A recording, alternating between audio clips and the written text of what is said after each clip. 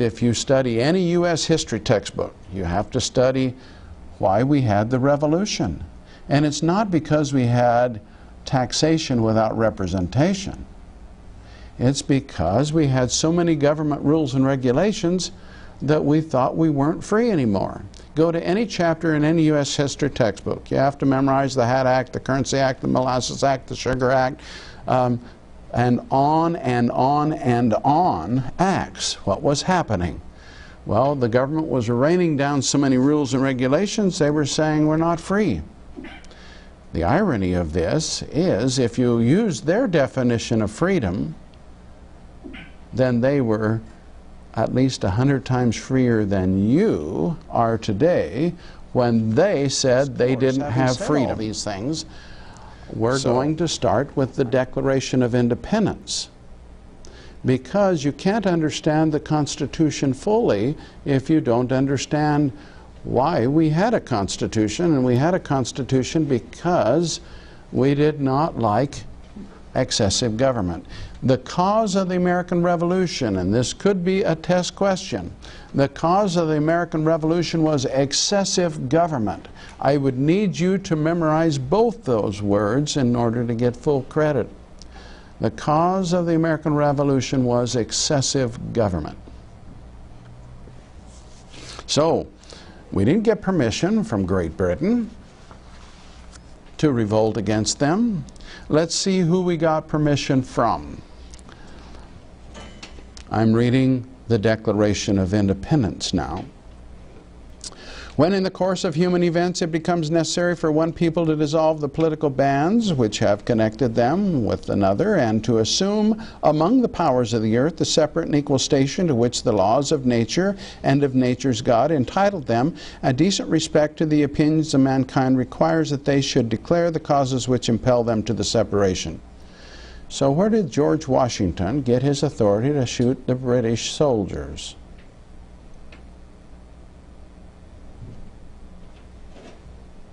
Oh, let's read it again.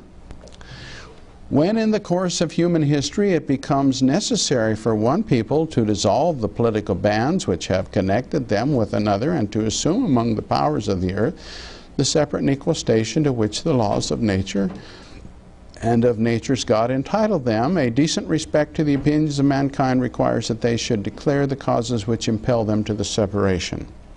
So once again, where did George Washington get his authority to shoot British soldiers? God. God.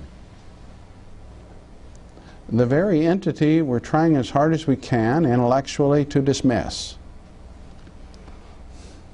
You're going to have the God reference 5 times in the Declaration of Independence.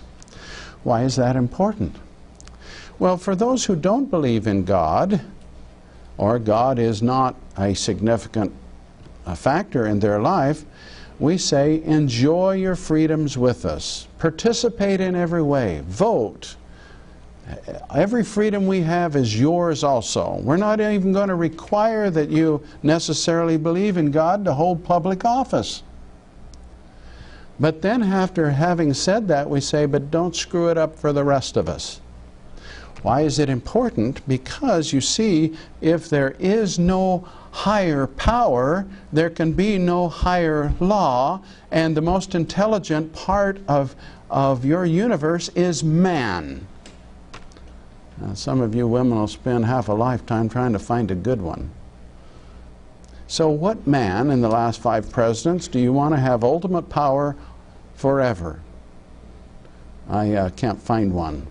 I can't find one in any man. Obviously I'm a Christian, so I like this stuff. But what if you're not?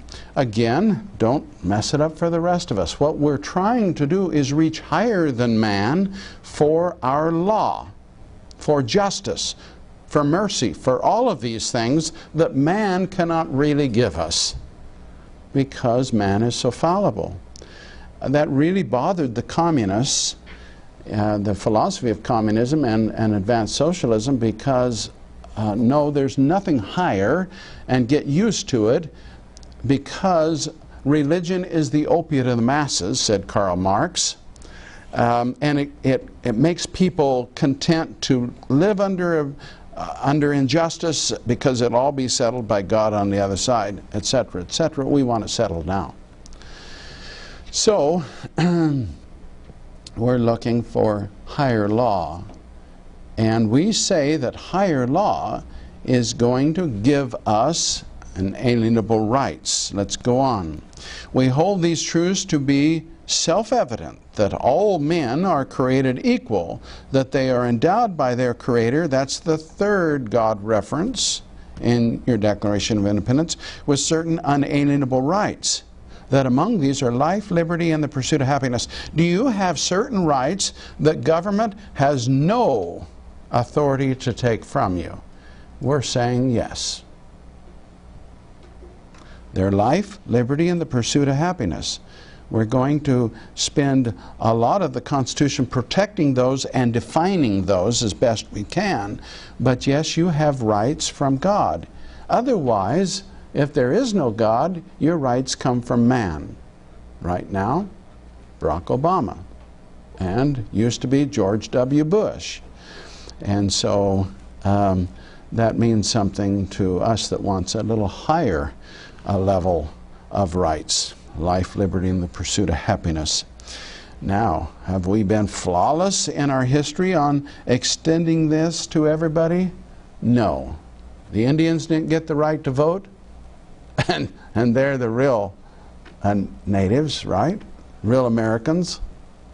The other of us just kind of moved in and moved them over until 1924. And of course, our black population came over here initially as slaves.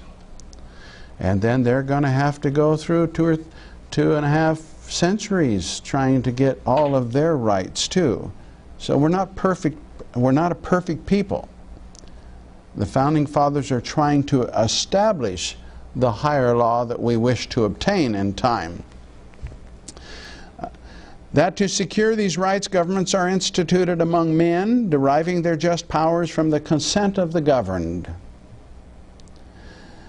Now, are we the only ones on earth that get to have inalienable rights? And they only come in 1776 because we're so blessed? Or does every human on earth theoretically have these rights to life, liberty, and the pursuit of happiness? Notice that when the Founding Fathers in the Declaration of Independence talk about this, they'll use plural. That to secure these rights, governments, plural, are instituted among men, deriving their just powers from the consent of the governed. So do these principles exist in Australia and Africa and everywhere else? Absolutely, we believe. That whenever, this is how passionate we are about this, that whenever any form of government, implying more than one, becomes destructive of these ends, it is the right of the people to alter or to abolish it, and to institute new government, laying its foundation on such principles and organizing its powers in such form as to them shall seem most likely to affect their safety and happiness. Prudence indeed will dictate that governments long established, governments plural, long established, should not be changed for light and transient causes. And accordingly, all experience has shown that mankind are more disposed to suffer while evils are sufferable than to right themselves by abolishing the forms to which they are accustomed. Now, listen to this. But when a long train of abuses and usurpations, twisting things to mean things that were never intended to get more power, pursuing invariably the same object, evinces a design to reduce them under absolute despotism, it is their right, it is their duty to throw off such government and to provide new guards for their future security. Let me reword that and personalize it for you. But when a long train of abuses and usurpations, pursuing invariably the same object, evinces a design to reduce you under absolute despotism, it is your right. even more than that. It is your duty to throw off such government and to provide new guards for your future security. Do you have the right of revolution? Absolutely. Now, you're going to have a hard time justifying dusting D.C. while you can still vote. And your vote counts. You would have a hard time doing that. And you're going to be a nut real fast, and you're going to be isolated real fast, and you'll be called a terrorist real fast, and we'll take you out. Why did it work when we used it before? It worked because you reached a point where at least a third of the citizenry agreed that they weren't free anymore, that the British government had taken their freedom, and it was their right and their duty to overthrow the British government. Boy, that's strong doctrine, Dr. Pease.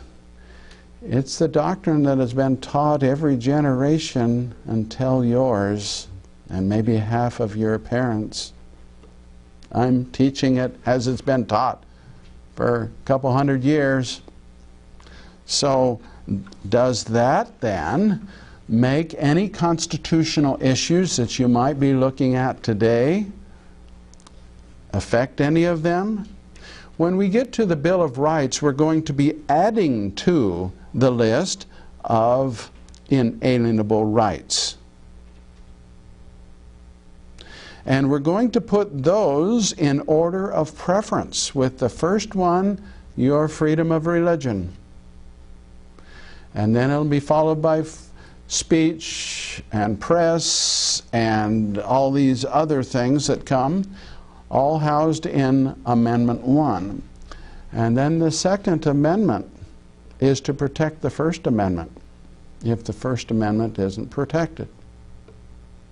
It's the one that protects all the amendments. It's the right for the government to be afraid of you, and because you might remove them. Again, you're going to have a hard time justifying removal in any other way other than voting.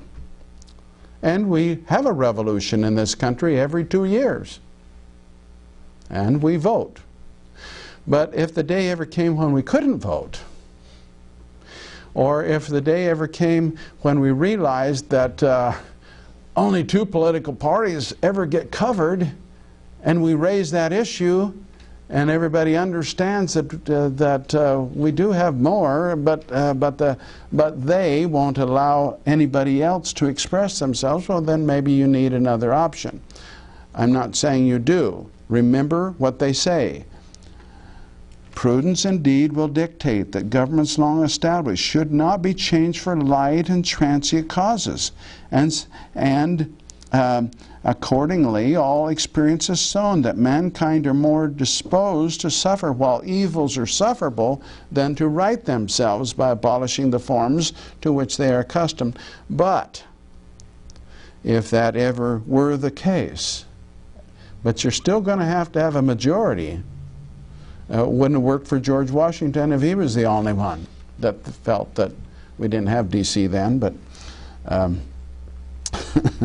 that the government needed to be dusted. You do it the other ways. This is the last resort area. And so then now the Second Amendment is the right of revolution. It's not just for NRA people, hunters, or for even women not wanting to be raped. It's there to make sure the people have the right to overthrow the government if it never needs to be. Now, the rest of the document, such has been the patient sufferance of these colonies, and such is now the necessity which constrains them to alter their former systems of government. The history of the present King of Great Britain is a history of repeated injuries and usurpations, all having in direct object the establishment of an absolute tyranny over these states. To prove this, let facts be submitted to a candid world.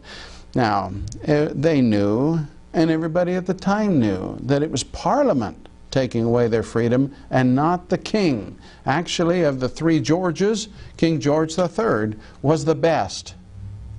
But It made a political case, if you can zero in on the authority, but Parliament was the one passing all these rules they hated. Anyway, we will focus on the king, and notice the rest of the document is he, and some more he's, because we have zeroed in on the king. And when we get through with the he's, then we are arguing that we've tried to reason with them. In every stage of these oppressions, we have petitioned for redress in the most humble terms. Our repeated petitions have been answered only by repeated injury. A prince whose character is thus marked by every act which may define a tyrant is unfit to be the ruler of a free people. Nor have we been wanting in attention to our British brethren. We have warned them from time to time of attempts by their legislatures to extend an unwarrantable jurisdiction over us. We have reminded them of the circumstances of our immigration and settlement here. We have appealed to their native justice and magnanimity, and we have conjured them by the ties of our common kindred to disavow these usurpations, which would inevitably interrupt our connections and correspondence. They too have been deaf to the voice of justice and of consequentity. We must therefore acquiesce in the necessity which denounces our separation and hold them as we hold the rest of mankind, enemies in war, in peace friends.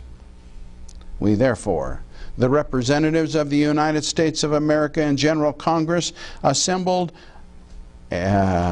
fourth reference to God, appealing to the supreme judge of the world for the rectitude of our intentions, due in the name and by authority of the good people of these colonies, solemnly publish and declare that these united colonies are and of right ought to be free and independent states, that they are absolved from all allegiance to the British Crown, and that all political connection between them and the state of Great Britain is and ought to be totally dissolved, and that as free and independent states they have full power to levy war, conclude peace, contract alliances, establish commerce, and to all other to do all other acts and things which independent states may of right do. And then we're going to once again return to the God reference. Our first paragraph has it, our last paragraph has it. And for the support of this declaration, with a firm reliance on the protection of divine providence, we mutually pledge to each other our lives, our fortunes, and our sacred honor. Those in opposition to freedom would just as soon have you believe that this is a dead document used one time in history. It was anything but that. And we hope that it's never needed again. We pray that it's never needed again. So, you might be held accountable for the number of times the God reference is in the Declaration of Independence. There could be a couple questions with respect to the part we spent so much time on, and that was whenever any form of government, that paragraph, becomes destructive of these ends, it is your responsibility. Well, we vote, right? It's your responsibility to be well informed and not take lightly that power to vote, or not vote if you're going to take it lightly. I don't have a problem with that. Most political scientists would, though. They put the emphasis upon you voting. And I say, if you're not prepared to vote, you shouldn't. Leave the decisions to those who are. And definitely do not vote by party. Use your own mind, your own thinking. Now, I'm not going to go into another handout that you have. The price the Declaration of Independence signers paid for your liberty. But it was not an easy ride for them. I expect that you will read this, what happened to those guys who put their signature on this document over here. Because putting your signature on this document meant that you're a terrorist. That's what we would define you today. And we're going to hunt you down until we get you. And they did. You need to know what happened to the 55 signers. And did they know that bad things would happen to them when they signed this? Absolutely they did. Benjamin Franklin talked about it. It was brought up that we'll probably hang for this document.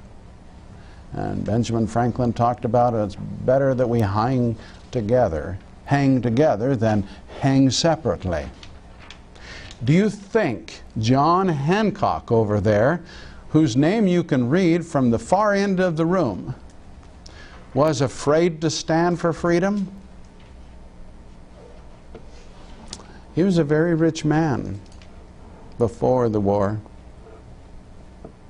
And he said, I want my name big enough the king won't have to get his spectacles to see my name. Do you feel that way about freedom, or do you even know what freedom is? Those are individual questions you'll have to ask for yourself. But there's a price to be paid if you stand for liberty, and you'll pay it in your day. You'll either stand or you won't. The Constitution is under severe attack. It's not going to be an easy ride. I wanna be free. I wanna be free. I wanna be free.